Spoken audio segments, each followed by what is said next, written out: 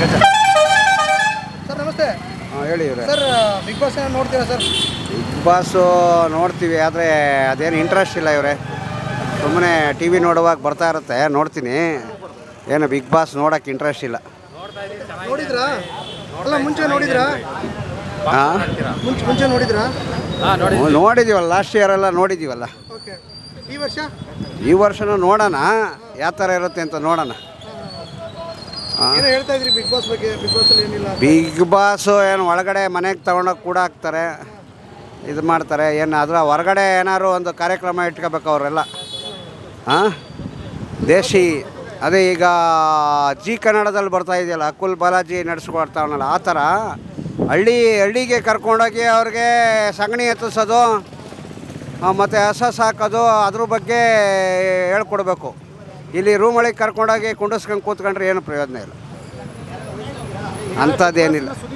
ಅದ್ರ ಬಗ್ಗೆ ನಮಗಂತೂ ಬೇಸರ ಇದೆ. ಯಾಕಂದರೆ ಹೊರಗಡೆ ಕರ್ಕೊಂಡೋಗ್ಬೇಕು. ಅವರು ಒಳಗಡೆ ರೂಮಿಗೆ ಕರ್ಕೊಂಡೋಗಿ ಎಲ್ಲರನ್ನೂ ಕುಂಡಾರಿಸ್ಕೊಂಡು ಅಲ್ಲಿ ಊಟ ತಿನ್ನಿಸೋದು, ಎಷ್ಟೊತ್ತಿಗೆ ತಿಂದ್ರಿ ಊಟ, ಎಷ್ಟೊತ್ತಿಗೆ ಸ್ನಾನ ಮಾಡಿದ್ರಿ, ಎಷ್ಟೊತ್ತಿಗೆ ಟೈಲೆಟ್ಗೆ ಹೋದ್ರಿ, ಇದು ಹೇಳೋದಲ್ಲ.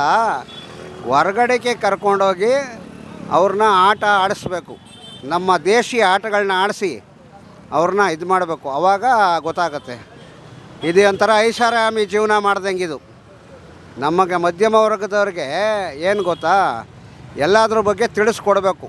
ನಮ್ಮ ದೇಶಿ ಆಟಗಳನ್ನೆಲ್ಲ ಆಡಿಸ್ಬೇಕು. ಕಬಡ್ಡಿ, ಖೋಖೋ ಇಂಥವನ್ನೆಲ್ಲ ಆಟ ಆಡಿಸ್ಬೇಕು. ಹೊರಗಡೆ ಕರ್ಕೊಂಬಂದು ಅವ್ರನ್ನ ರೂಮೊಳಗೆ ಕರ್ಕೊಂಡೋಗಿ ಕುಂಡಿಸ್ಕೊಂಡ್ರೆ ಏನೂ ಪ್ರಯೋಜನ ಇಲ್ಲ. ನಾನು ಹೇಳ್ದಂಗೆ ಮಲ್ಲಮ್ಮ ಅಂತ ಬಂದಿದ್ದಾರೆ, ನೋಡಿದ್ರಾ? ಮಲ್ಲಮ್ಮ ಅವರು ಬಂದಿದ್ದಾರೆ, ನೋಡಿದ್ದಾರೆ. ಆಯಮ್ಮ ಒಂಚೂರು ಚೆನ್ನಾಗಿ ಇದು ಮಾಡ್ಬೋದು ಅಂತ ಕಾಣಿಸುತ್ತೆ. ಹಳ್ಳಿ ಸೊಗಡಿಂದ ಬಂದಿರತಕ್ಕಂಥ ಅಮ್ಮ ಮಲ್ಲಮ್ಮ ಅಂತ. ಇರಲಿ, ಮಲ್ಲಮ್ಮ ಅಂತ ಬಂದಿದ್ದಾರೆ.